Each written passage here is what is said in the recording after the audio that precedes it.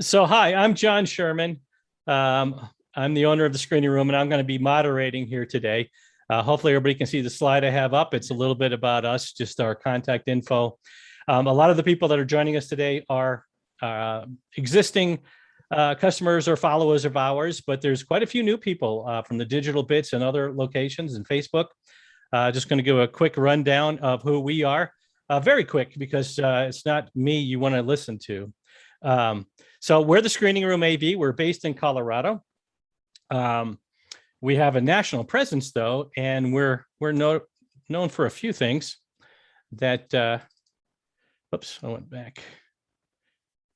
Here we go. Boy, gotta get used to this. So the Screening Room Home Theater Audio Video is based in Colorado Springs, but we have a national presence.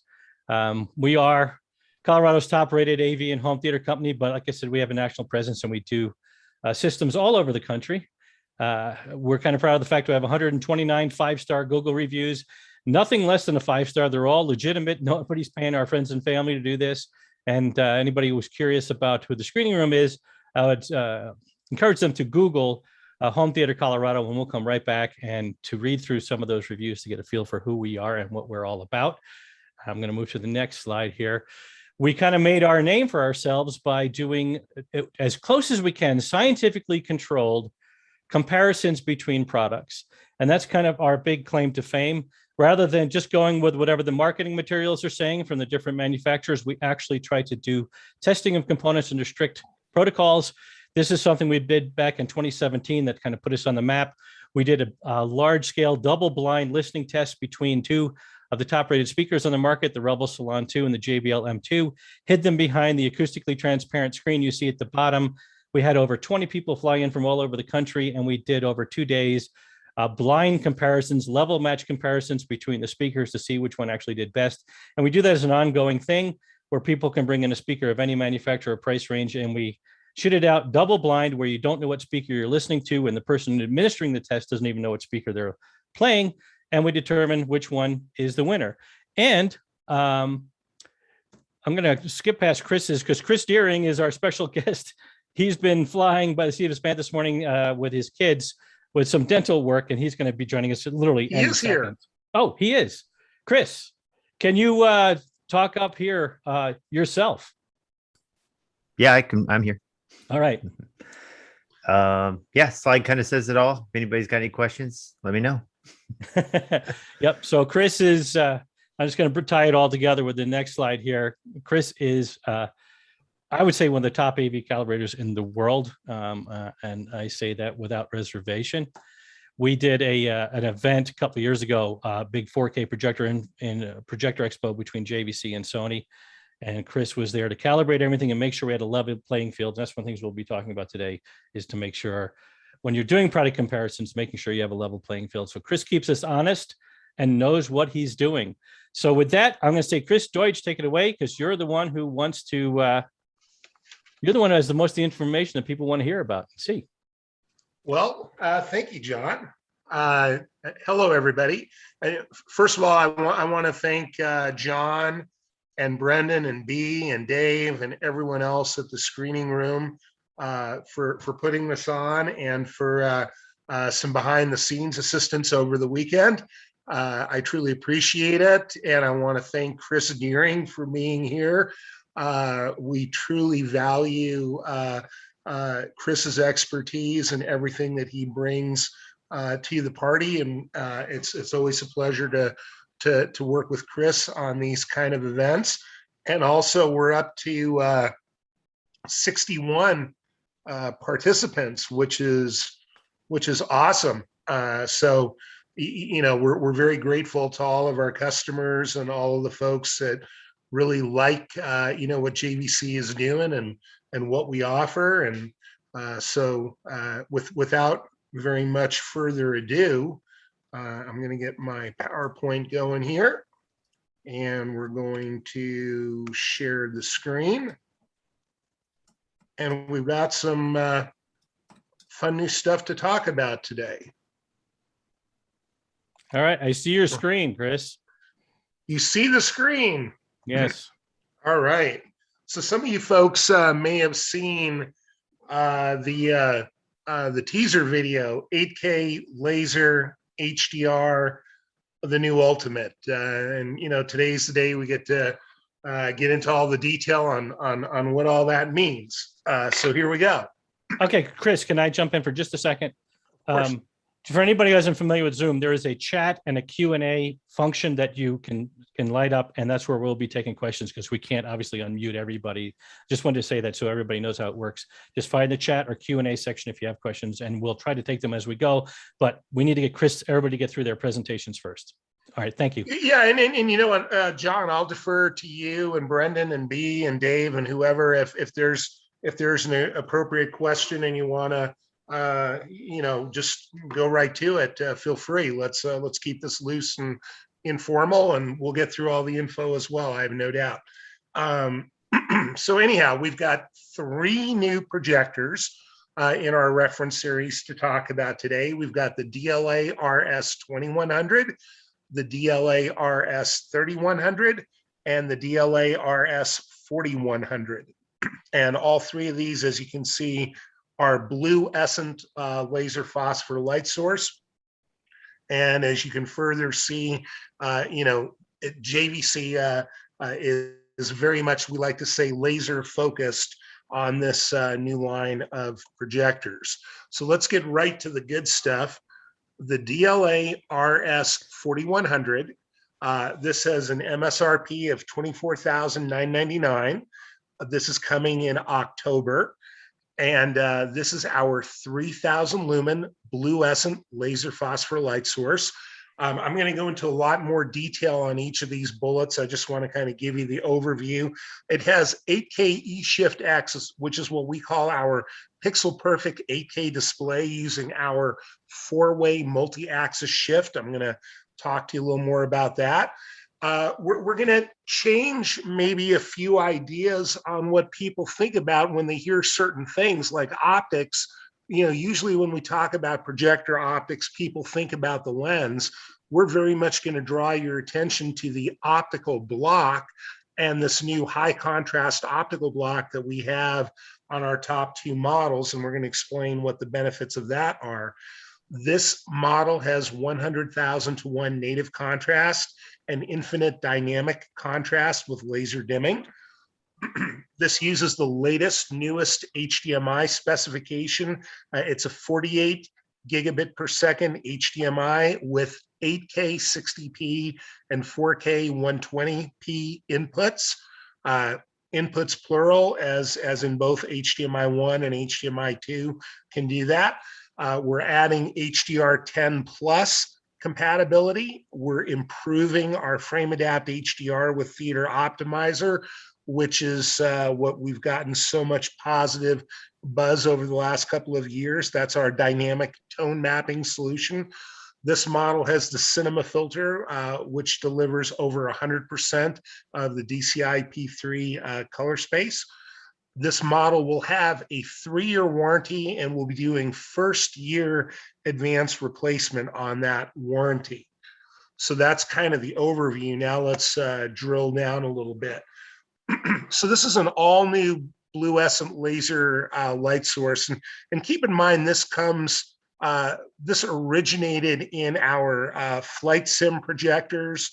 So we literally have millions of hours of real life, real world validation of the reliability and the performance of this design. And this is now the 3rd generation of that we're bringing out of commercial aviation and the military and even NASA, and we're bringing to our full line of home theater projectors with up to 3,000 lumens,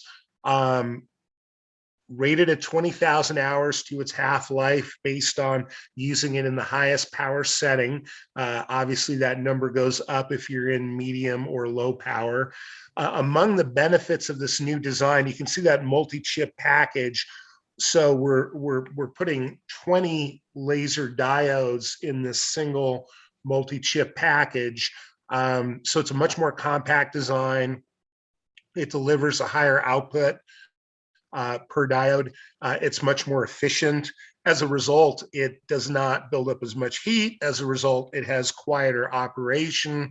So many, many, many benefits to this design. Now I'm going to talk about 8K in and 8K out. And I've already mentioned the 48 gigabit per second HDMI, the 8K 60p, the 4K 120p. Well, we now have this 8K eShift X. And you see a diagram and you see a chart that I'm going to talk a little bit about. Bottom line, we now have 35 million addressable pixels. We're accomplishing this with a new high-speed 240 hertz driver with a 4-way multi-axis shift. We also have a completely new scaling engine, and you'll see the benefits of that with all content. Even something as simple as 1080p looks a lot better.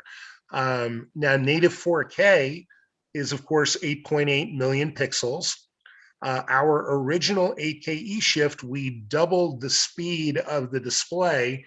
So each frame, we would flash the screen twice. And that doubled the number of addressable pixels to over 17 million. Now, with this 240 hertz driver, and 8K eShift X, we're flashing that screen 4 times for each frame, and we're getting over 35 million addressable pixels. And the results, you truly got to see it to believe it. This is a very cool feature, and it delivers some solid benefit in a real world application, particularly, obviously with large screen projection like we're dealing with here. A couple of screenshots from some testing I've been doing over the last few days. This is specifically focused on the 4K 120p functionality. And as you can see here on the JVC menu in the upper left there, and I intend to show this live in just a couple of minutes, we're dealing with 2160p, which is 4K resolution. And you see it says there 120A, that signifies 120 hertz or 120 frames per second. When you look at the Xbox Series X menu, there's a nice simple overview, and you want as many green checks as you can get. And other than Dolby Vision, which of course no premium projector can do, but other than Dolby Vision, we check all the right boxes. And even under the advanced setup, should you choose to want to set the color depth as high as 12-bit, you can do that. You'll also notice that not only are we dealing with 4K and 120 hertz, we're doing that with BT 2020 color and with high dynamic range.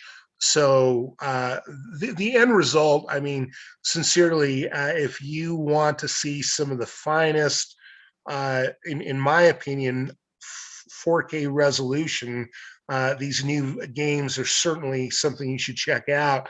And I want to give a shout out to the screening room for getting me an Xbox One over the weekend, which helped me on my journey to video game happiness. And then I want to give an additional shout out. And I just realized my internal camera wasn't on. Now it is. I want to give an additional shout out to Ubisoft, who helped me get the brand new Xbox Series X and provided me some game titles to try this out, which is, again, just totally fantastic if you haven't seen it before. So there we go. And now we're going to talk about the high contrast optical blocks. So again, optics is more than just the lens. And on the 8K eShift X models, we've completely redesigned light path and all new components, premium components for the best contrast within any scene. So, when you typically talk about JVC and contrast, you're talking about on-off contrast. And, so when we're talking 80,001 or 100,001, that's what that specification is referring to. This is different. This is contrast within a frame, and this is a function of this new optical block. So while the specification doesn't change, I'm going to suggest to you that the overall picture quality and the overall contrast does indeed improve as a result of this optical block. Also, this contributes to our increased brightness.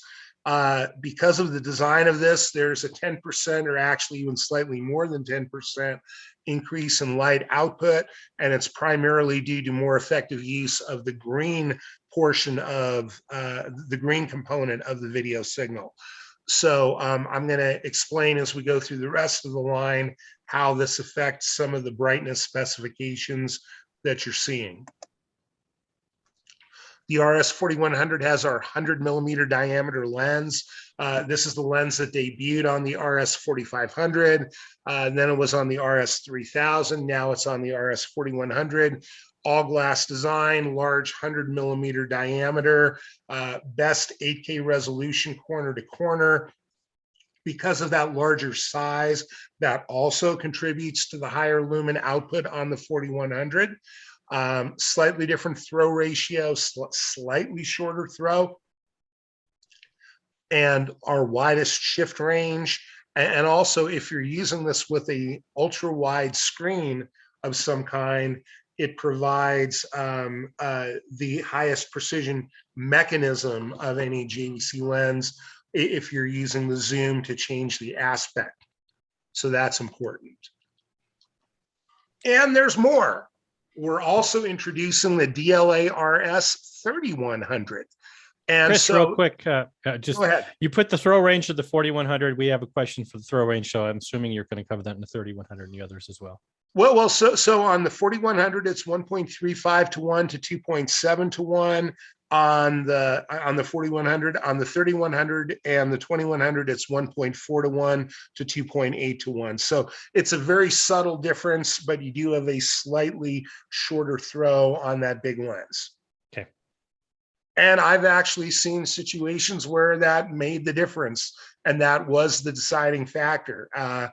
Believe it or not, people, sometimes you're working with a specific room and the screen's already there and the place where you can mount it's already kind of decided. And so, sometimes that becomes a deal.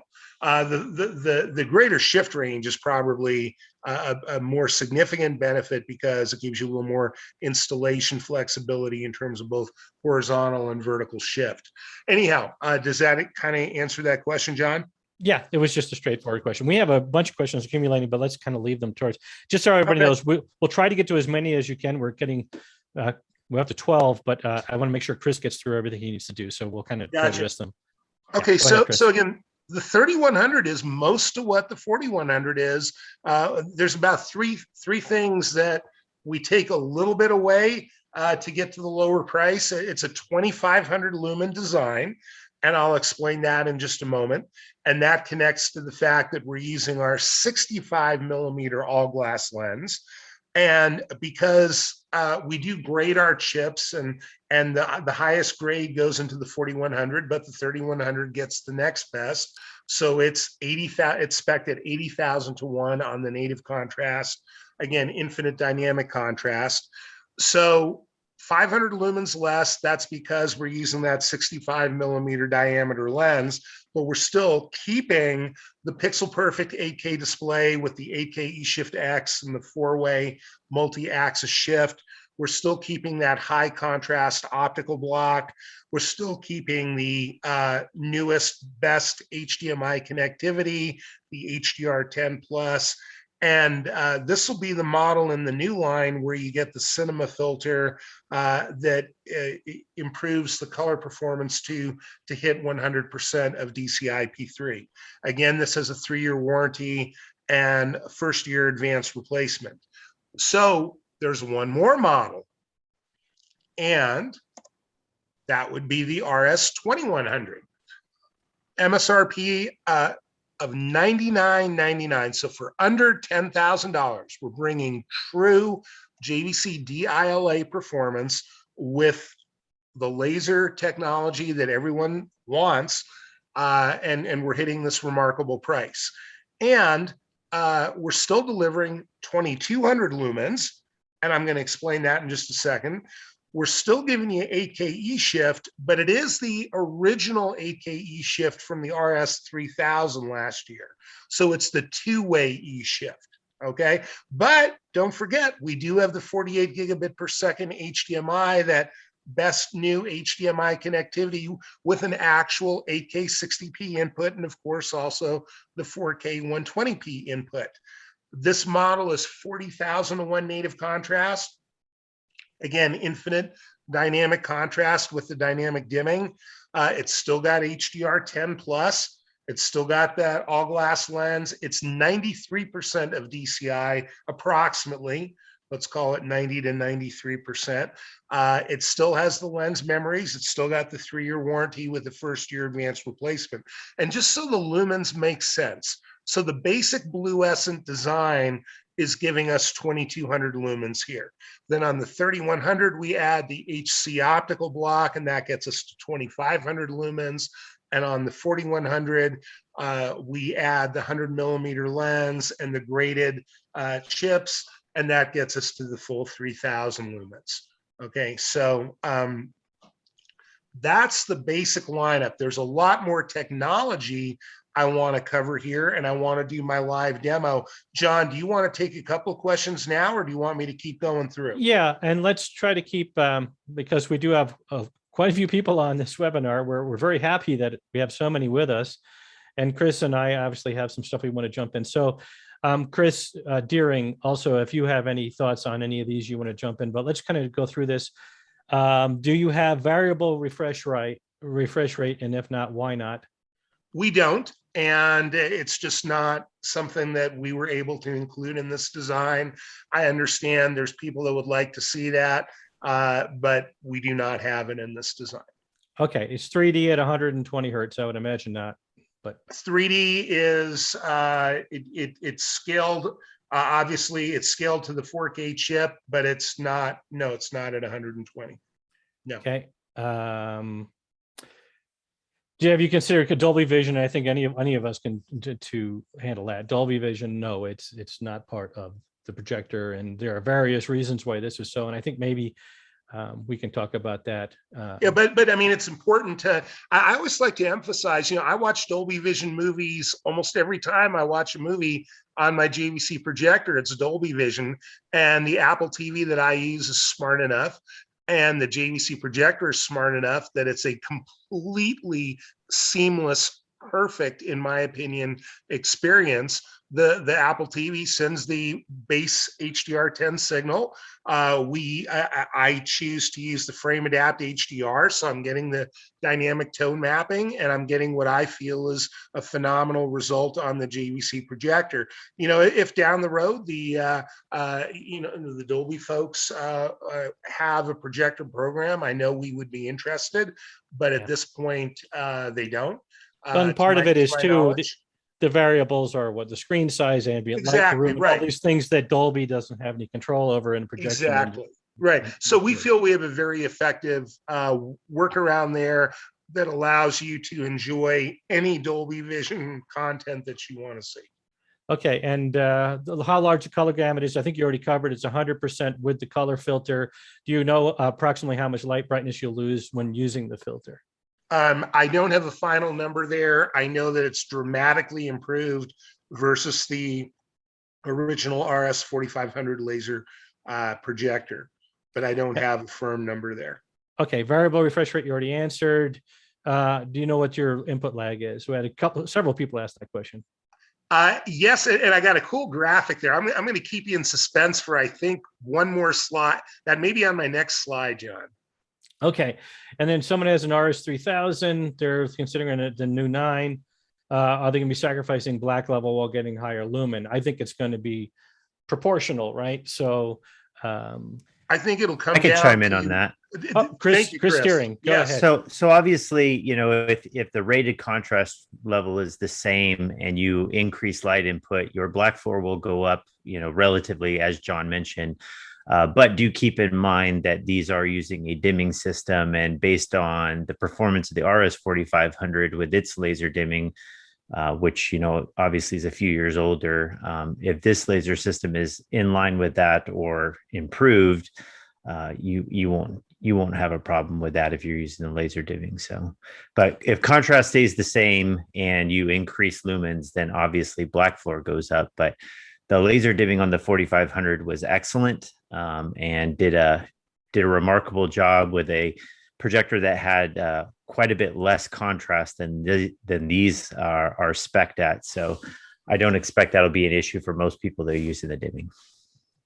Okay, that's an I excellent love answer. it when Kris can answer these questions. No, because this is where I think where Kris brings such value to what we're doing here. Absolutely. And what we've been doing over the last few years. Yeah. Kris can give these kind of definitive answers. So upgrade trade-in programs. I don't think JVC has anything. We do not. And noise level, do you address that, Kris? And I will say again, I'm looking at the RS 4100 and the RS 3000 right above it. I will say that subjectively, I think on low they both spec the same. Subjectively on high, the RS 4100 is very close to the RS 3000 and maybe just a tiniest little bit louder, but not much. I've talked to other people, and roughly the 4100 on high is close to say an RS 4500 on mid. So it's a nice quiet home theater design. I don't know if anyone else wants to chime in there. I'll chime in on that. I do have the RS 40. Well, I don't have it now, but I had the 4100 all the way up till yesterday. We did direct comparisons where I did sound measurements against the RS 3000. So in the RS 4100 is actually quieter in high laser than the RS 3000 is in high lamp. When I did direct measurements with an SPL meter, it was anywhere between 4 to 5 dB quieter than the RS 3000 was in high lamp. And again, that's in high laser. It also puts out less heat. If you put your hand in front of the grates on the RS 3000, it's pretty hot air that's coming out. The 4100 was warm, but significantly cooler than that. I also compared it directly to an RS 4500 over the last couple of days. And in high laser, it was about the same, if maybe just slightly less than an RS 4500 was in mid laser. I'll put it this way. It was quieter than a portable hard drive that I had hooked to an Oppo that was sitting right next to it in high laser after 2 hours of use. That's nice. Fantastic, because that's a big deal for me. I have a 3000 myself, and it's quiet, but I wish it was quieter. So that is terrific. For me personally, that's terrific news, because being an audio guy primarily, any back extraneous noise was always bothersome to me. Somebody is asking, as far as trade-ins go, we get people all the time ask us on the dealer side, do you take trade-ins? But I've usually found you get better for it just selling it on the used market than what a dealer could give you for it. And I don't think JVC has any type of trade-in thing. Calibrated lumens, I don't think we're going to know that yet. Right. Because we don't. Yep. Recommended anamorphic projection setup for these units should be the same DCR type system we've seen before. Panamorph DCR. Throw distances were already addressed. Any of the 3 new projector models using a dynamic iris of any kind? I think you're using the laser instead of the. We have the manual iris, and then we have the dynamic dimming. Is the tone mapping defeatable to support NV or Radiance users? Yes. You can always just turn that off. Yep. Is metadata independent for HDR10 plus? I don't understand that. HDR10 plus. If it's HDR10 plus, then it's using the dynamic. It's using metadata. it's using a dynamic metadata, but it still has to be tone mapped. It's not like it can be a straight across. I could comment on that. Yes, go ahead, Kris. So HDR10 plus has metadata. It's not quite the same as Dolby Vision in how they do it. But on these models, if you have an HDR10 source, it does go into a different HDR mode on the projector, where all of the frame adapt and everything else is turned off. You will still have a option for having a low, mid, or high setting. This kind of basically works with compression. So low would be the most dynamic while also probably looking not quite as bright overall. medium kind of being in the middle, and high being the average picture level is going to be brighter but slightly less dynamic.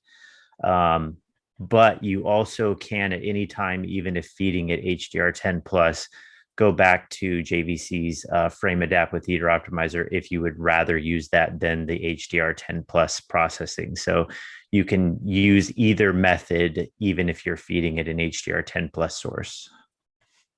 Okay.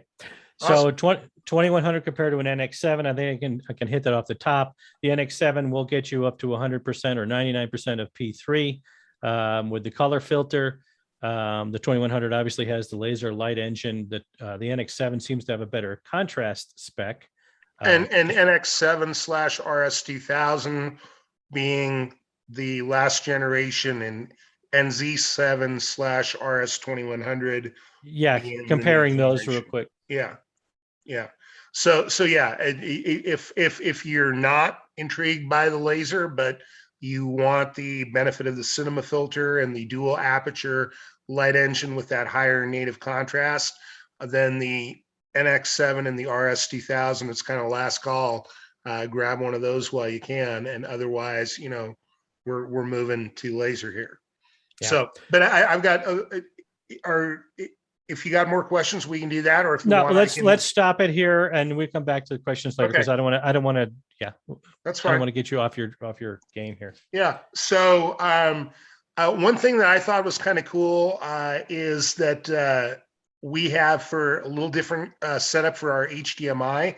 And so both HDMI inputs 1 and 2 can be assigned either an EDID A, which is the 8K 60 or 4K 120, or they can be assigned an EDID B, which is 4K 60p, or they can be assigned an EDID C, which is 1080p, up to 60 frames per second.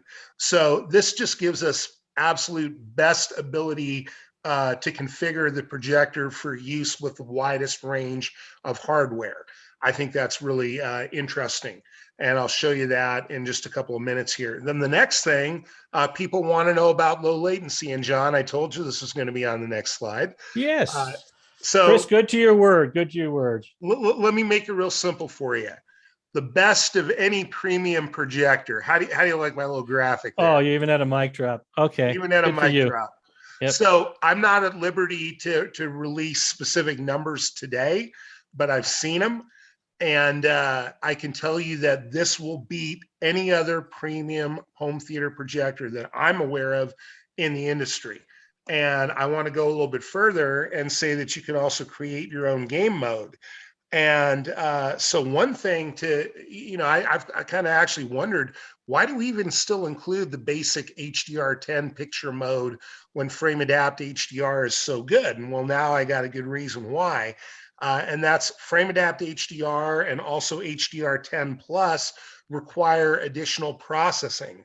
So if you're looking for the best low latency, we're going to suggest you go and set up a different mode for regular HDR10 picture.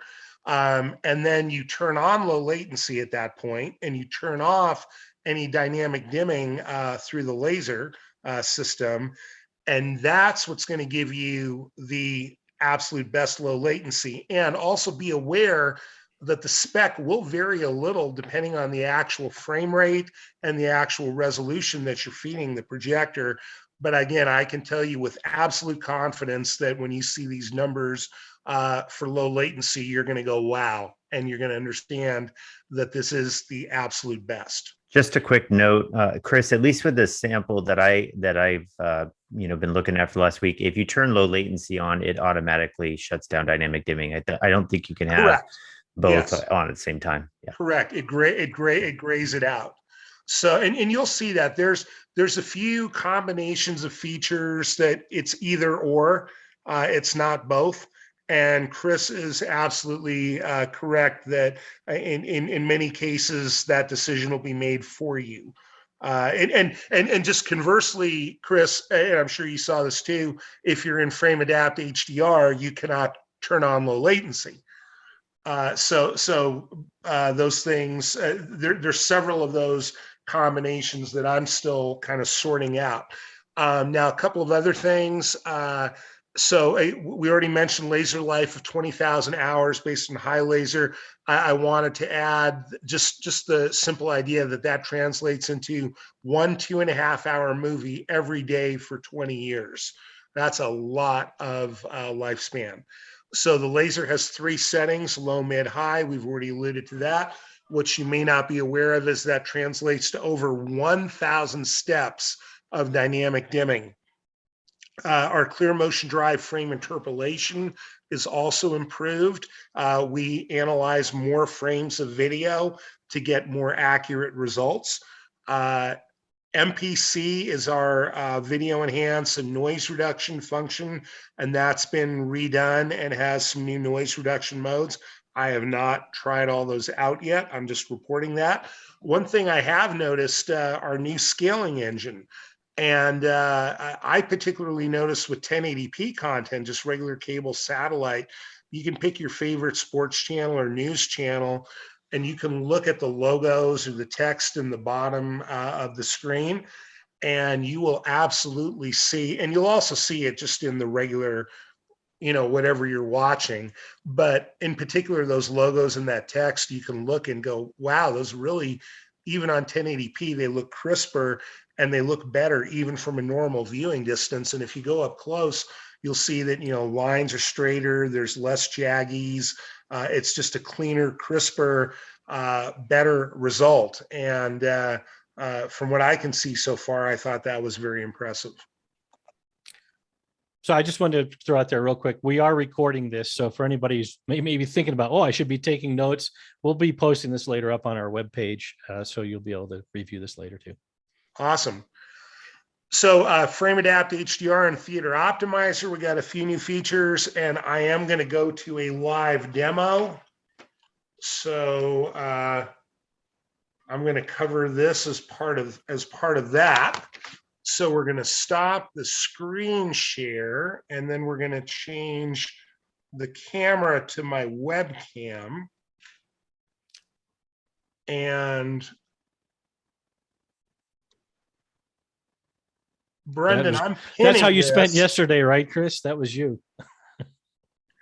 Right here, this is me. Yes, in my racing suit. Yeah. So what I want you to see is something you've likely never seen before, and that is right here, 4K resolution, 2160p. 120A refers to 120 hertz or 120 frames per second. And obviously we can't really convey this fully over, a Zoom call, but you're seeing it live. This is real-time live, 120 frame per second, 4K content. So there you go. From the Xbox with the video game courtesy of Ubisoft. Those folks are awesome. They really came through for me. And of course, my friends at the screening room helped a lot too. So anyhow, now also, again, just pointing out, not just 4K and 120 frames per second, but the fact that we're looking at BT 2020 color here, and the fact that we're looking at HDR, with all this content, so it's the full package here. So going on to the main menu, I want to just draw your attention to 2 things. There is an improved HDR level adjustment. There's now a full automatic mode. In the past with Theater Optimizer, it was low, mid, or high. Now most people can just leave it on auto. But you also have a 5-step correction if you want to fine tune it to your own tastes. -2, -1, 0, +1, +2. Again, this is our, part of our dynamic tone mapping system. And as part of that, we have the Theater Optimizer where we can tell it the screen we have and the gain. And now this year, we can also tell it the aspect. We had some kind of convoluted calculations you needed to do last year for ultra wide, and we no longer have that. We have a choice of 16:9, 17:9, or CinemaScope that's built into that design. And I also want to show you 2 other things. So first of all, I'm going to show you automatic picture mode select. And this is what makes JVC so automatic and easy to operate. You can go in for each of the main signal types and you can specify the preset that you want to use. In this case, for SDR 2D, I'm choosing natural. SDR 3D, I haven't really set up, but I might set that to one of the user memories. And then HDR10, I've chosen frame adapt. And for hybrid log gamma, I've chosen hybrid log gamma. So once you set that up, anyone in the family can operate the projector and not really have to worry about signal type or a mismatch between, the program you've chosen and the picture preset. The projector takes care of that all for you. The last thing I wanted you to see is the HDMI EDID. And again, there's separate settings for HDMI number 1 and HDMI number 2.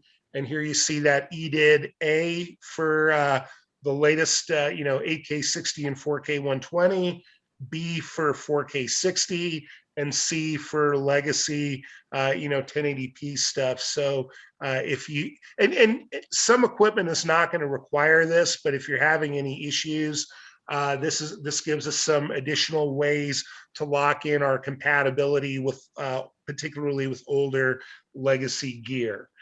So that's my live demo. And I really, I'm going to go back to the main camera and I'm going to just do a couple more PowerPoint slides and then we're done. So going back to the PowerPoint.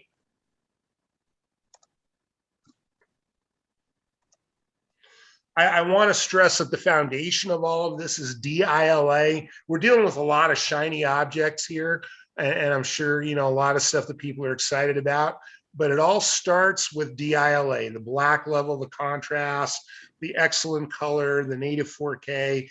DILA, direct drive image light amplifier, has always been our flagship picture technology. And it continues to be what makes each of these projectors so special. I want to show you the back panel. The footprint of the projector is the same, but you'll see the back panel has been rearranged a bit. There's larger air intakes on the back and the power cords now in the center. This again comes straight from our simulation projectors. You'll see on the spec sheets that the dimensions are a little bit deeper, maybe just a half an inch or an inch, not a lot. But the reality is, if you consider, plugging in the power cord and plugging in the HDMI and just the amount of bend you need for that, it doesn't take up any more space or any less space. But what it is heavier. So the RS2100 squeezes in just under 50 pounds. That's important because there are some projector mounts that the spec is 50 pounds or less, or, up to 50 pounds. Now the RS3100 is 51 pounds. RS4100 is 55.7. And, I got to tell you, it feels like more than that. When I lifted it up onto my rack, I'm like, oh, wow. Yeah, everybody needs to use their Chief mounts. Those things are solid. So. Well, okay. Chief is solid, but John, and no negative aspirations against Chief or anything, but the majority of their mounts are spec'd at 50 pounds or less. So I would certainly advise people to be careful and make sure you get a mount that is rated for this weight. And I'm sure Chief will, either be communicating something about their current mounts, or possibly, I have no doubt at some point, maybe we'll see an updated design from them. But also, while we're talking about other things you might need to have with the projector, do be aware that if you want to get this 120 frame per second awesomeness, or if you want to experiment with 8K at some point, most people, the HDMI cable that's currently running in your system is probably 18 gigabits per second at best. So you would want an HDMI cable that is spec'd and rated for 48 gigabits per second.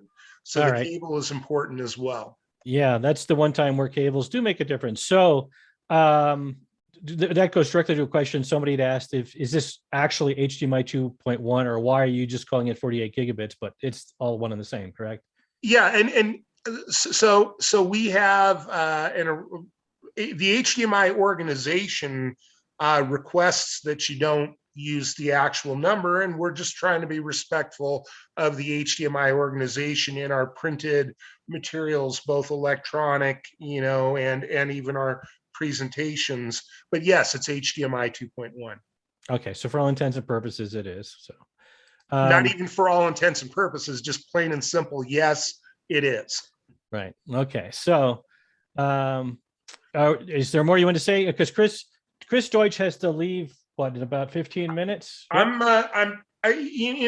hang out a little bit longer. But I've got about 3 more slides here, I think. Oh, I'm sorry. I thought I jumped the gun. Sorry. Go ahead. No. So and then I'm around for as many questions as we need, and maybe a little more. I'm here.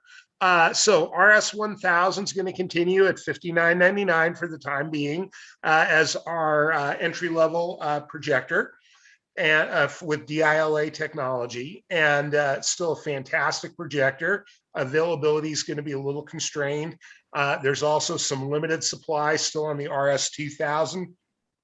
Again, if you want the cinema filter for the wider color gamut, and you want the dual aperture design for the higher contrast, if the new stuff doesn't seem necessary to you, you might want to look at an RS2000 while they're available.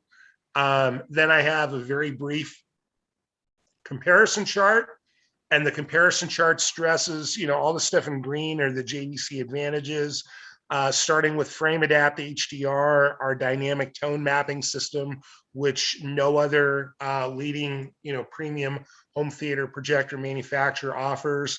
At each price point, I think you'll see we have a higher lumen output.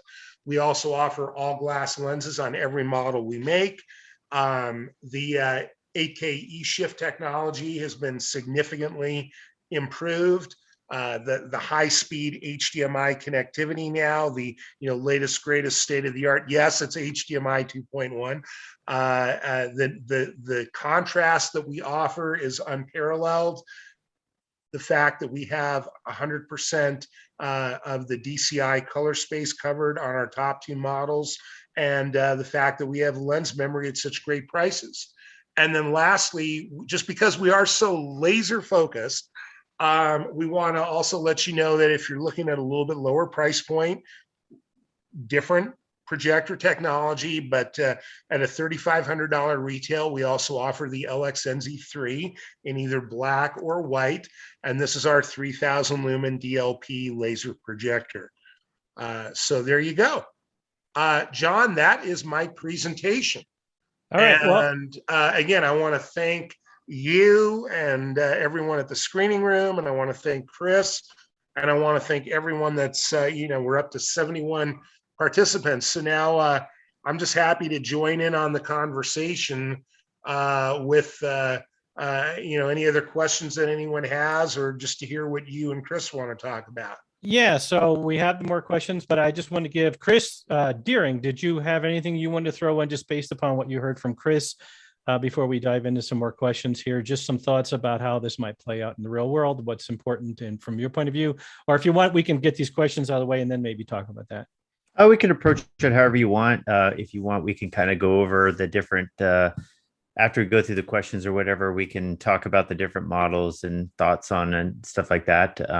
I don't have anything really to add. Chris did a pretty good job of, going over what the lineup has based on all the spec sheets. So yeah, quite thorough. Thank you, Chris. So yeah. Let me get through the questions and then we'll kind of discuss what it all means. And so we already answered this one. It is asking about differences in dual iris between the 3100 and single and 2100, but there's no iris, correct? Or there's no. No, there is. There's the 2100 has a single aperture at the lens, which can be used to regulate brightness and contrast. by setting the optimum brightness, you're improving your dynamic range. Oh, okay. Yeah, right. So we're talking Right. beyond, we're talking about the RS beyond the laser. I'm sorry. And then the 3100 and 4100 have a second Have the aperture second or iris, just like near the light source. just So like the to 1000 better and control 2000. light scatter. Yeah. Yep. Yeah. So it's essentially the same, similar to the differences between what we saw with the RS 1000 and 2000 NX5 versus 7, correct? Yep. Yep. Okay. All right. Updated firmware update feature. They don't need to load updates via USB. No, you do. You do. In fact, I think both me and Chris did the same firmware update about a day ago. And yeah, you put it on USB. The one I did took about 26 minutes, and it's just as nice and easy as it was on the previous generation. You just unzip it, put it on a flash drive, and there you go. Okay. Can we expect similar calibrated lumen loss as previous models versus the 9 versus the NZ9, the N9 versus the NZ9? Will we see a typical 30 to 35% difference in brightness once we calibrate? I mean, I don't know if we can speak to that yet, but I'm going to defer to Chris on that because Chris is the calibration expert. Chris, what's your thought? So I think this is two questions. Can we expect similar calibrated lumen loss as previous models? So I guess he's saying versus what spec versus what you get for calibration. I haven't done the final calibration numbers on my review unit, and obviously that will be included in the review. Trying to think with the 4500, I think the light loss after calibration, percentage wise after cal was fairly similar between uncalibrated and calibrated. So I don't expect to see anything that much different here. As for is the NZ9 actually 35% brighter than the N9? Oh, I see. I will say that based on just the light measurements that I made, again, not calibrated or anything like that, because again, I'm waiting for a full production sample. So most of my commentary here is based on, JVC sent me an early sample, and I want to, and JVC wants to make sure that any final commentary I have on these projectors is based on a full production unit, just like you would get, if you bought one.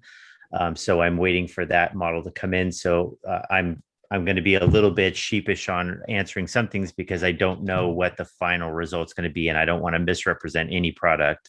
But at least from what I saw, yes, it was, what they're speccing for light was about what I was reading on it. And I just wanted to piggyback that Chris and I have already talked about.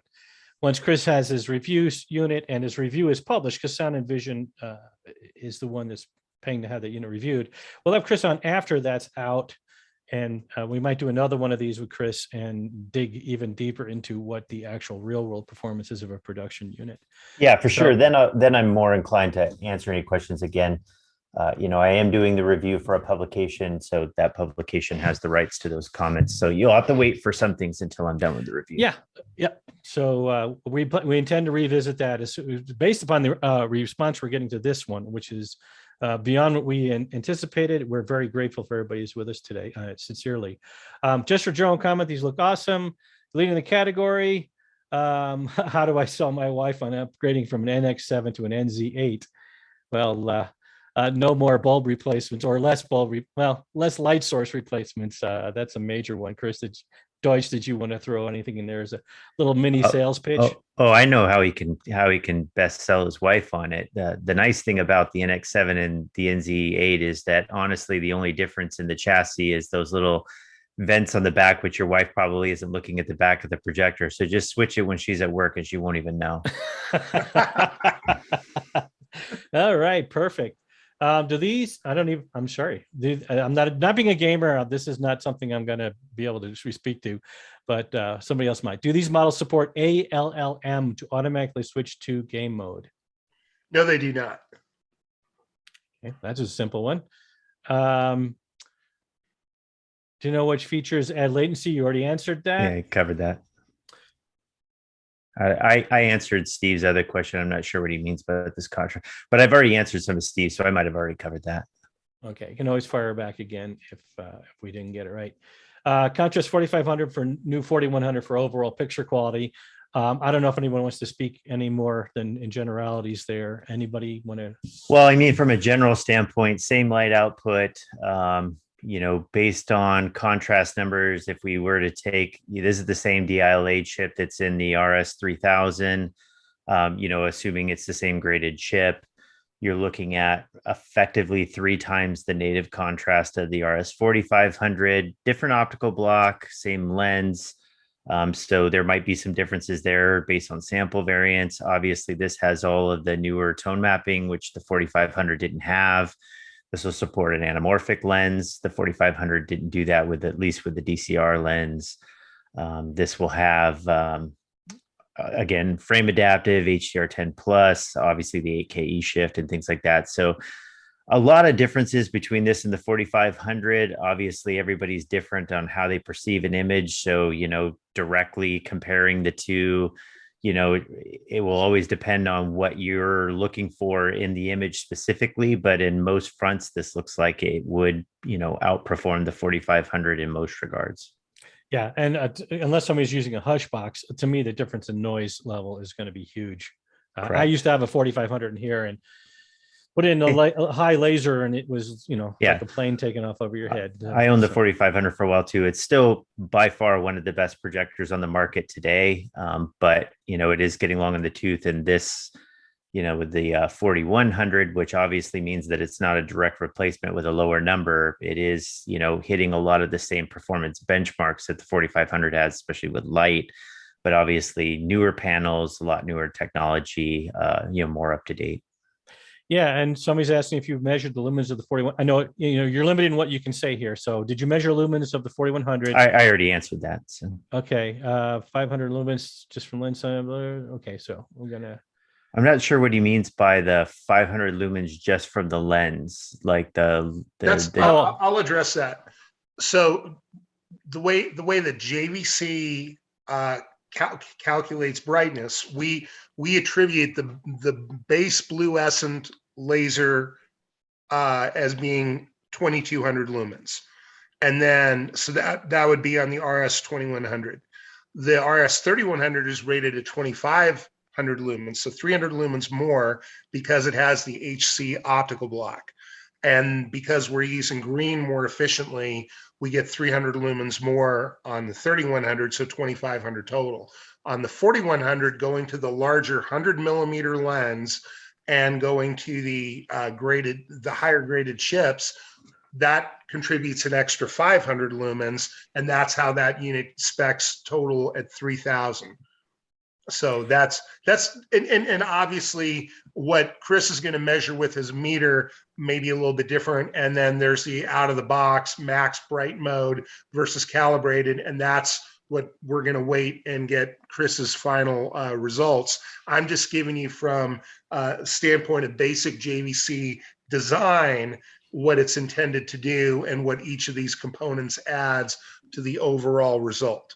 And in trying to just go ahead, Chris. I will say that when I compared again, just pure white screen with the settings in the RS 4100 at, not their, profile off full brightness mode, I used what I would attribute to be the closest to calibrated that you can get out of the box without me going in and doing, a lot more adjustment. And it actually wasn't that far off of, what you would normally get for calibrated, just as you see with their other projectors, they're not that far out of the box if you use the right settings. I think I was measuring, I want to say it was either about 33 or I think it was right around 33% brighter on the 4100 versus the 3000 that I had in the room, which was also a new out of box sample because I didn't do it to my unit. My RS3000 has a lens on it and stuff. I wanted to do a little more apples to apples. So I had gotten a RS3000 in for remote calibration, and I set it up at the same place and everything else and did some measurements that way. Cool. And that also matches my experience with a far less precise meter at my house, but I did a similar thing, and I also found there was about a 1/3 difference. and just trying to, I saw. and trying to, as promised in our webinar, trying to keep this as objective as possible too. One of the things we've seen, sample to sample can vary too, and so Of course. it's not exactly like this unit, every single one is going to be exactly 300 lumens more than the other model. You know, it can vary in the field. So can we expect further firmware updates beyond 3.52 to any of the current models, the NX, the RS, I guess? I do not have any information on that. Okay. Have anything been done to address the bright, this is kind of an inside thing for people who follow this stuff on forums and so on. Bright corners, has anything been done to address that between the 2100 and 3100, and whether or not to upgrade? That's where, for anybody who doesn't know, when you go to pure black on some of the models, you can notice in the corners, there's a slightly brighter, elevated black floor in the corners than there is in the center and edges, rest of the edges. I can say from our perspective, it's constantly something we pay attention to, and it's constantly something that, that we strive to, minimize. And I would just leave it at that. We're aware that it can be a thing, but it's very rare. And we constantly look at how we do this in our processes and try and minimize it. Yeah, and it's as far as actual picture content, that's something you are right. But I mean, there's some of that's just unavoidable, and some of it you have to. I mean, you can set a camera to reveal that in ways that a human eye will never see, and we try and distinguish between what you're going to see in real life versus what you can get with an extended shutter speed on a camera. Hey, Chris Deering, did you want to address that at all in terms of also what you do on your remote calibration? I mean, it's always something. Whenever I do a remote calibration, I try to QC check a projector. So if there's something wrong with the projector that I feel is outside of what I would expect, obviously having seen lots of these, I usually report it to the client and then their dealer or to JVC directly. I've had, I want to say in the last year, maybe 2 projectors that didn't pass QC. One of them was shipping, something happened with shipping, and the other one was a shader issue, but it's extremely rare. Bright corners are one of those things that it is different from sample to sample. I see some that are, maybe a little more noticeable than others. I do find that it's almost impossible to see in content, if you're actually watching something. If I bring up a black screen and, let my eyes adjust, I will see it, to some varying degree, usually with almost any of them. But again, I kind of feel that, it's unless you're really seeing it, even with like a movie that has black bars on it, it's usually not something that I've seen. Again, with moving content, that's going to vary, even the black of those bars a little bit. I will say that on the unit that I got here that I no longer have, it did not. I think when we looked at a black screen on that maybe one corner was, I mean, just barely perceptible amount of rays, but otherwise there was no black corner, raised corners, at least on the sample that I looked at. Whether or not that has to do with, the chip or the new optical engine that they're using, I'm not sure. And I don't know if every sample is going to look like that. I can only speak to what I've seen. Yeah. And I just to kind of, it's one of those things with content. It's almost, I wouldn't say never an issue, but it's almost a non-issue with actual content, even with the black bars, because your eyes are adjusting to the actual image, not the black bars around the image. So quick media switching feature of 2.1 supported. Is that supported? No. Okay. Is the NZ5 going to replace an NX5? The NZ5 is still lamp-based. Somebody says that will the NZ5 support 4K 120? Obviously, there was no mention made of an NZ5. So just to very briefly address that, there's no NZ5 model number, and I'm not going to go any further on that other than to say there was at one point a plan to have a lower priced model, but based on the chip shortages that I'm sure everyone's heard about, that was canceled. That didn't stop one publication in France and maybe others. I honestly haven't looked because I've been so swamped. You may see some erroneous reports about an additional lower price model. At this point, JVC USA's position is we don't know if or when that model will exist, and we are going to continue on with the RS 1000 as long as we can. There's also a few RS 2000s available, and everything else is laser at this point. All right. And so this is from our friend Craig at CIR Engineering. Is the color filter, is it any different than what was in the NX9 and 7? Is it the same color filter, or is the gamut changed? I can't speak to that. I don't know if Chris wants to. I don't. I'm sorry, what was the question? Is the gamut, the color filter, is it changed with the new models? Are we getting even wider color gamut with the new color? Is there a new color filter? I'm not aware if the color, actually Chris would have to answer that, if there's actually a marked difference between the color filter used in these models versus the other ones in terms of like the actual filter. I'm not sure on that, if they went to a different design versus the 4500 or the RS 3000. I can address that. I can say that the color filter on a 4100 is more like a 3000 than it is like an RS 4500. Okay. In other words, it has much less of a hit on brightness than the filter in the 4500, but I can't comment. I would be surprised if there aren't some design changes relating to the laser implementation, but I don't. That's just a guess on my part, and I don't have. Okay. In the interest of staying factual, I'm going to say I don't know. Yeah, that's sometimes I don't know is the correct answer. In which mode is lumen output to be understood? Does JVC have a 2-point or multi-point grayscale adjustment? Does any model of JVC support full auto calibration by CalMan? I guess I can answer those. So JVC on the menus itself has a 2-point. It has a multi-point if you use the JVC calibration software. It is not supported for auto calibration by CalMan directly. They have their own software that is essentially kind of like a version of AutoCal. Yeah, and just speaking of calibration, that's one of the things that we offer at the screening room here and worked out with Chris, is if somebody is purchasing a projector, again, especially the price points that these are at, I think it's behooves everybody to have a remote calibration done by Chris. I'll let him talk about it a little bit more once we get through the questions about what exactly he does.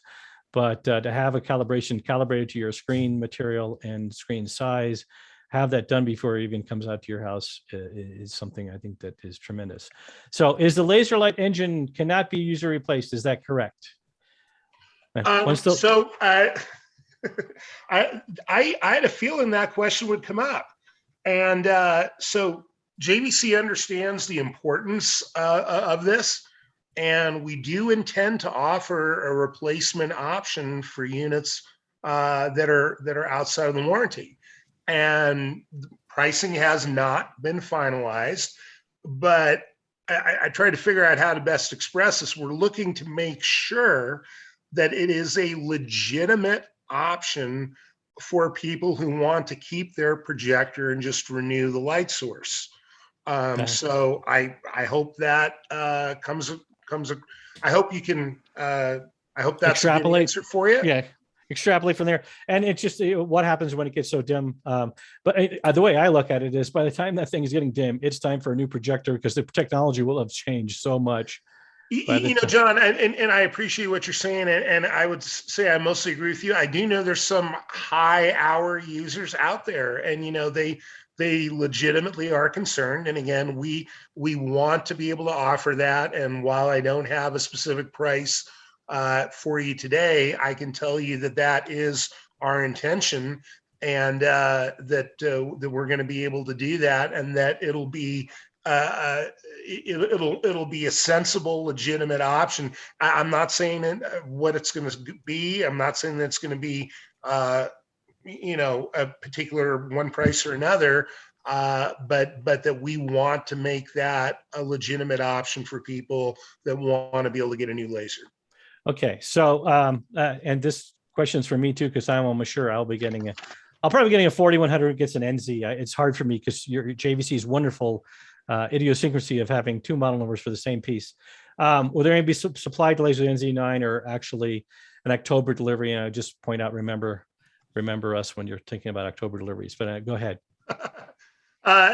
We may be down to like Halloween to try and get some of those shipped, but I know we want to. We're going to be trying. Yeah, it's been a crazy year. It's been a crazy 18 months. I can speak from, running the screening room or being the owner of the screening room, just getting stuff shipped has been an insane challenge over the last year. And it sounds like you guys are actually in pretty good shape compared to most everything the factory is telling us is that we're going to have some of these to ship to our dealers in October, exactly when we don't know.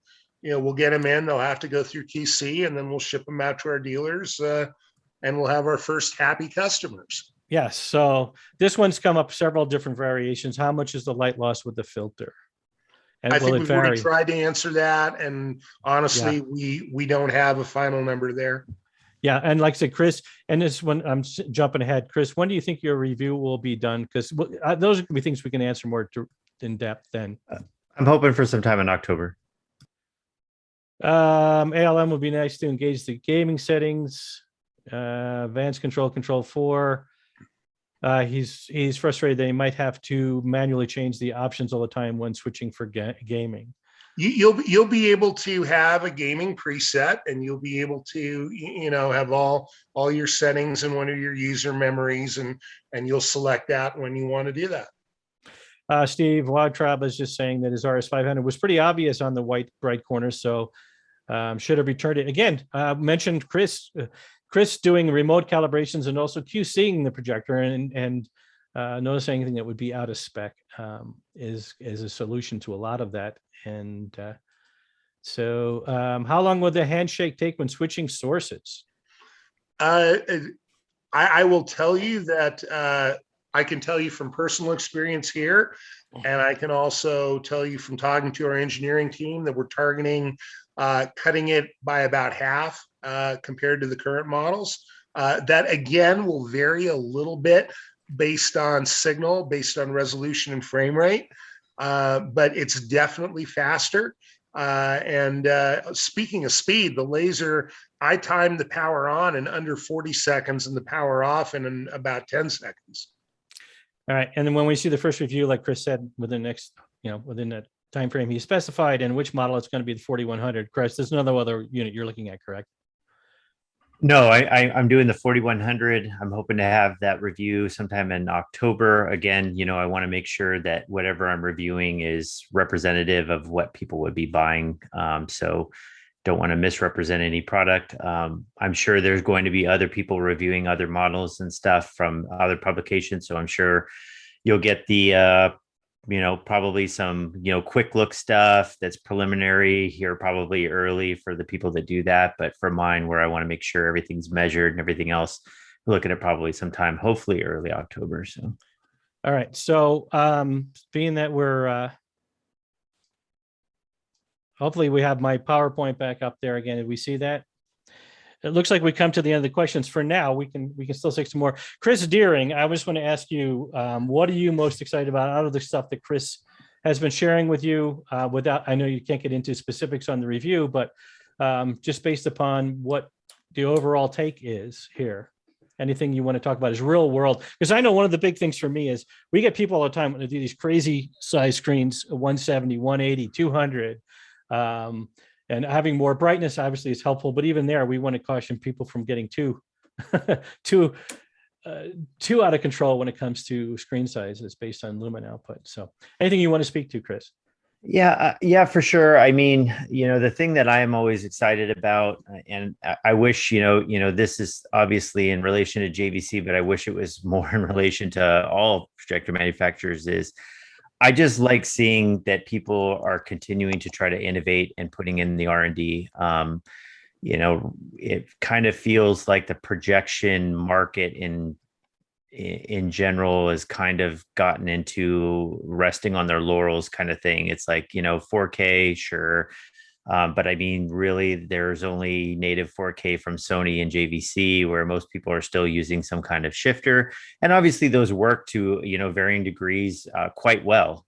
So I'm not kind of criticizing that stuff, but I just feel like this market segment in general kind of stagnates a lot, and I really like that JVC in particular is usually coming out with something where they're really kind of trying to push R&D and innovation, not just with the native 4K, but with frame adaptive HDR, which solves a lot of problem for people that are having trouble watching HDR with projectors and other things like that. So obviously it's always exciting to see a new line that's actually trying to push innovation, as opposed to like something that's just kind of just more of what you would kind of see in a firmware update, which most manufacturers, including JVC, has kind of been guilty of in the past.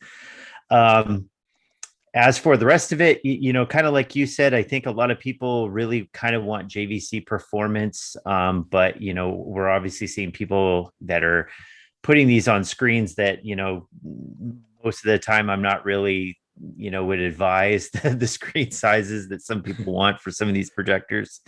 So obviously having more light output, with these is better, 3000 lumens, but that's also coming in at the price of the current 4500. So I don't really know if that really applies that much to somebody that was looking for a lateral price shift from what they were seeing before. But it is nice to have, obviously, and now a chassis that is smaller, less weight, and obviously much quieter. But yeah, the 8K E-shift thing is interesting. I will say that I spent some time with Jim Peterson from Lumagen this week testing out that capability with a Meridio 8K pattern generator, just to kind of test the theory of okay, they accept an 8K signal, what would it actually do with an 8K signal? And surprisingly to both of us, every single pattern that we looked at was actually perfect. No scaling artifacts at all. There is no scaling going on here. It is individually addressed pixels. So all the patterns represented exactly what they're saying, that it is truly 8K. You could debate, whether or not 8K is really something that you need. I've always kind of said I'd rather have better pixels than more of them. 4K has really high pixel density, and at most screen sizes and most seating distances, I think 8K is just way overkill for this. I'd like to see better 4K than starting to move into 8K in the industry as a whole. But one of the advantages of 8K that a lot of people don't talk about is that as you do anything with image processing, say any kind of sharpening, scaling, anything like that, it is now spread over a lot more pixels. So the odds of you seeing artifacts from that goes down. And Chris kind of talked to that. He said that, he was looking at broadcast, which, tends to look crappy anyway, and some of these other things, and it looked better. Well, you are spreading that information over more pixels, and it can kind of help with that. So we did see that with some of the scaling that we were doing on some content, and also some of the image enhancement that we were doing, where it does make a visible difference without as many of the visible artifacts that you would normally see. So there's some things to look at with that. Obviously HDMI 2.1, I am definitely can confirm what Chris is seeing, where I'm seeing faster sync rates with these. So overall, again, I'm always excited to see more innovation, somebody pushing the envelope with features and things like that. They already had a lineup of projectors that throw, a fantastic image. It's not like I'm looking at the NX7 now and the NX9 and saying, oh, those are last year's news or anything. They still throw an amazing image. These just look to kind of push the technology a little bit farther. Light sources that are not going to dim out quite as quickly as you would from a lamp, things like that, quieter operation, brighter operation, things like that. So yeah, pretty excited, looking forward to seeing what a full production unit delivers and stuff like that, and I'll report more when I do the reviews. Yeah, and just sharing for myself, I mean, I would say second to all that, it's interesting to see that 8K, even though seeing difference in detail on 8K sourced material would be, you're hard pressed at anything approaching a reasonable seating distance. The way Chris just put it into perspective, there are ways that it can improve things, having a true 8K each shift. We did our big Sony versus JVC projector shootout a couple years ago. We're all about trying to call it as we see it. And it was interesting that the HDR and the tone mapping and all of that, how important that is. And I always try to stress that whenever I make comments online. Seeing that was dramatically illustrated that day, those 2 days when we did that. It looks like there's a question here, a definitive answer. Various settings unclear when it comes to frame adapt HDR and theater optimizer when using the Panasonic 4K disc player. Are these originally they were designed to work together? I can address that. But since the release, should we be using Panasonic's thing or just use the JVC?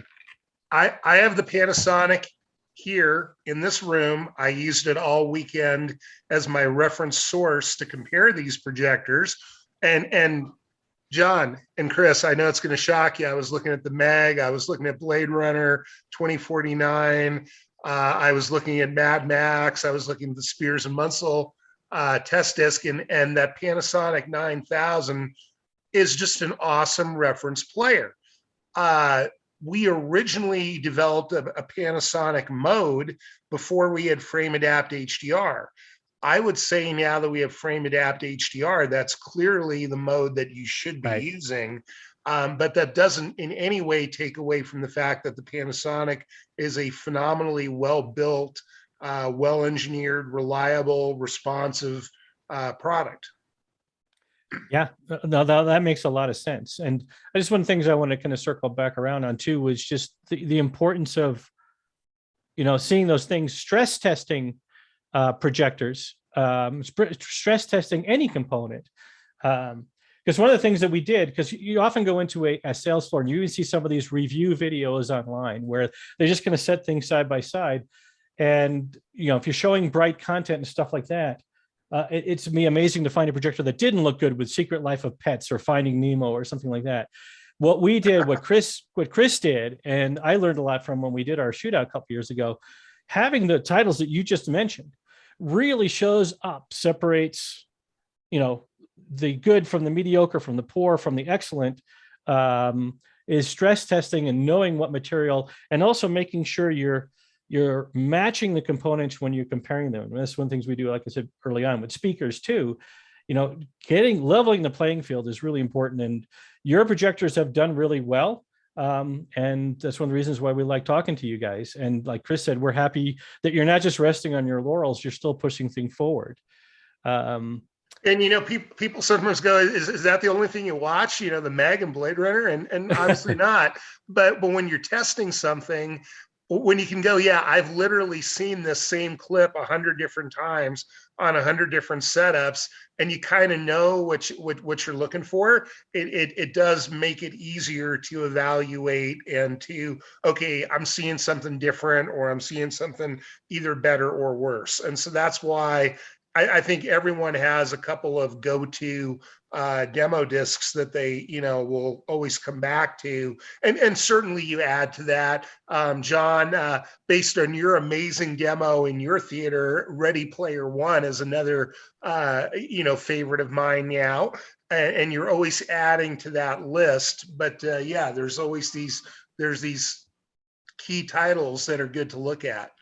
And I wanted to I'm going to try to sum up because we're running out of, I've taken up a lot of your time. I didn't want to go any past 1:30 because we all, unfortunately, have other things to do. As fun, sincerely fun as this is, I want to we're going to do it again tonight. We'll do it again tonight. So anybody who didn't get their question answered today, maybe wants to join us again tonight. Same thing at 8:30, same exact crew of people at Mountain Standard Time, 8:30 tonight. We're going to be the last one of the day, I believe, Chris, right? So. Yep. We'll pick up all those questions that didn't get filtered out through others. You're assuming I'm still going to be able to talk. We're hoping. Chris is a troop. Chris Deutsch is a trooper. He's getting over COVID, and we're hoping his voice holds out. So in the light control room, I wanted to answer this one because an NZ9 over an NZ8 with the size of the screen. I want to say, having had an RS2000 and an RS3000, which are the same as the NX7 and NX9, watching them critically in my room for a couple of weeks on an end, one followed by the other. The difference that 100 millimeter lens make is not just in brightness. It's crisper, it's cleaner, it's got a pure image, whites look pure. And one of the things I always kind of went back to was some clips from Alien, the 1979 remaster 4K of Alien, where there is distinctly more depth, more dimensionality in the dark scenes with that higher end lens on the higher end projector. So there are some distinct improvements to going up to the higher end lens, because after living with the RS3000 for a while and going to the 2000 and then going back to the 3000 again, it was, I don't want to say it's night and day. I hate those kind of phrases, but it was distinctly better, the quality of the lens. So it's more than just light output between those two lenses. I don't know if anybody else wanted to comment on that. And it's a true native resolution on, so if somebody sent an 8K signal in off a laptop or a computer that was capable of 8K, would you actually see an 8K signal? From what Kris Deering is saying, testing out with test patterns, it should reproduce that accurately. Is that correct? Yeah, so it'll output it. There's I guess Jeremy's question is kind of twofold. So it is not a native 8K chipset. It is still using a 4096 by 2160 chip. That chip is then shifted 4 times instead of the 2 before. So no matter what, you are going to have a slight overlap of pixels, but because of the refresh rate is actually doing each of those pixels individually to your eye, they are going to be slightly overlapped, but it's basically the mechanics of whether or not your eye would catch that compared to a native 8K chip. Obviously, we don't have a native 8K chip to do a direct comparison, but I think at this kind of pixel resolution and everything like that, at this density I don't even know if it would really be that much different, even if you were at the screen when it's done well. This is similar to what you kind of see with the DLP chipsets now. They have the 2 different, ways of doing it. And every time I've tested those, they have their 2x shifter, but it uses more resolution on the native chip than just 1080p. And when you start trying to resolve, like high, near Nyquist 4K stuff, it doesn't really work that well. But when you're actually, viewing images on the screen, it works very, very well, obviously. But then their 4x shifter, renders those test patterns really, really well and still looks really good on screen. And that's kind of what they're doing here. So in this case, if you feed an 8K signal into this projector, there is no scaling going on with that. Each pixel is addressed individually and shown on its own. So in that amount of time, so you're flashing up a certain percentage at any one time, and then, basically tricking your eye into seeing everything at once. And like I said, when you put in the test patterns, it renders them perfectly. There were no scaling artifacts or anything like that. But again, I don't really know how much that matters, because 8K sources are so far away unless you're a PC gamer or something like that. But for consumer video, 8K still is kind of one of those things that, it's really not going to be around anytime soon. And if it is, you're probably going to see like an Apple TV 8K or something, which is likely just the device scaling it up. It's not, going to be content being released in 8K anytime in the near future. So. And just speaking from somebody who works occasionally in the filmmaking field, the main reason why filmmakers are excited about 8K is just that you can crop and pan and do all kinds of post-production cool stuff, because you have so much excess resolution, but not because you want to show an 8K image. That's not the goal. Yeah. It's just having excess resolution that you can work with when you're doing post-production. Yeah. And as I said before, I'd always take better 4K pixels over more pixels such as 8K. But when it comes to the capture side of things, I'm all for, the highest resolution possible, whether that's IMAX 70 millimeter or whatever else. That will always filter down to better resolution, or rather a better picture regardless. We saw that even with Blu-ray, when you saw that, if it was captured at a really high quality, it would translate to a better picture than you would see from a lower quality. So on the capture side, I'm about, everything they can do to continue to make that better and better. I think at a playback level, though, you hit a point of kind of diminishing returns. Again, there's other benefits to 8K outside of the visible resolution of it. But when we're talking about it from a strictly resolution standpoint of is it going to be sharper on screen? If anything, it would be softer as you get to a higher pixel density that our eye keys in on that. And so if anything, as you go up in resolution after a certain point, the image becomes smoother, not sharper. Yeah, that's one of the things that I've had a hard time trying to convey, but that's a good way to explain it. I'm sorry, but we're pretty much out of time here. I just want to say I had Chris's contact information up on the screen. And Aaron Del Monte does want to know, does he just turn off what the Panasonic is doing and let JVC do its own thing? That would be my suggestion, is just use the, turn it off, just do the normal HDR out of the Panasonic, because otherwise you're having Panasonic doing whatever they want to do based on what they're seeing from the metadata. And then obviously JVC is doing that again. So it's kind of like having almost two dynamic modes going on at the same time.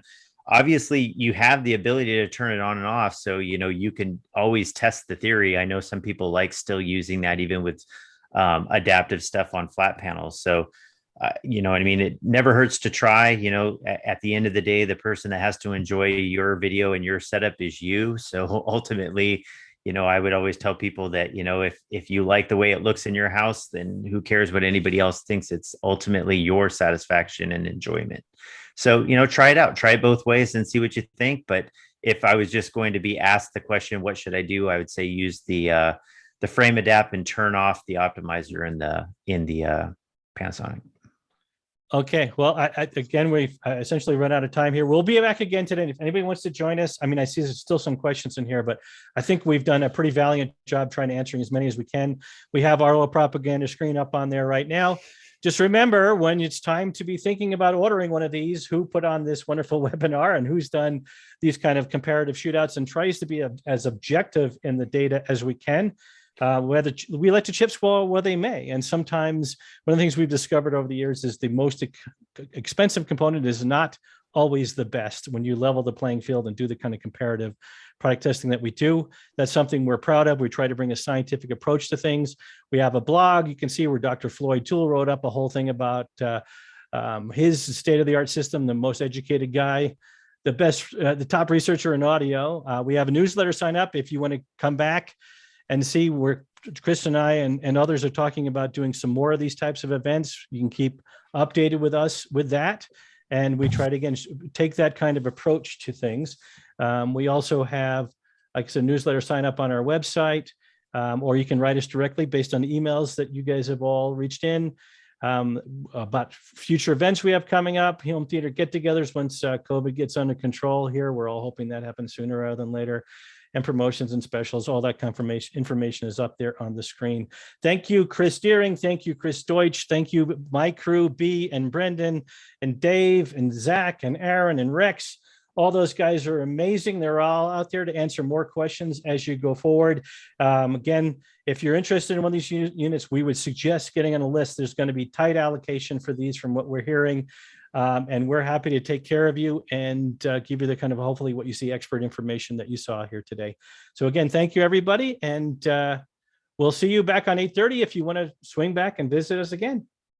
Thank you, John. Thank you, Chris. Thanks, everybody. Thanks, guys. And yeah, for anybody that didn't get their questions asked, please come again this evening. Hopefully we'll get to them and stuff. So, yep. Thank you so much. All right. See you tonight.